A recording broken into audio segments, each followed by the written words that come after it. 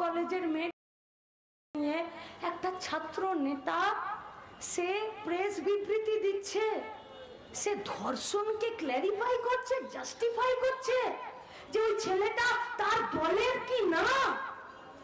আরে আমাদের রাজ্যের ছাত্র রাজনীতির ইতিহাস এটা নয়, আমাদের রাজ্যের ছাত্র রাজনীতির ঐতিহ্য এটা নয়।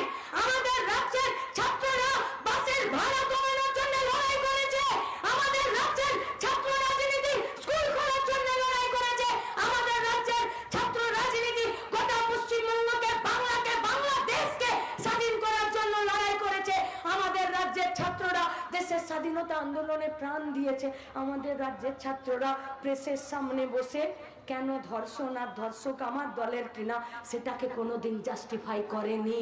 তোমাদের উচিত ছিল সেখান থেকে বেরিয়ে, যদি বুকের পাটা আছে তাহলে কসবা থানাতে যেতে পারতে, যদি বুকের পাটা আছে লালবাজারে যেতে পারতে, যদি বুকের পাটা আছে তো কলকাতা সাউথ ল কলেজে গিয়ে তোমরা বলতে পারতে যে কারা এই কাজ করেছে তাদেরকে ধরো।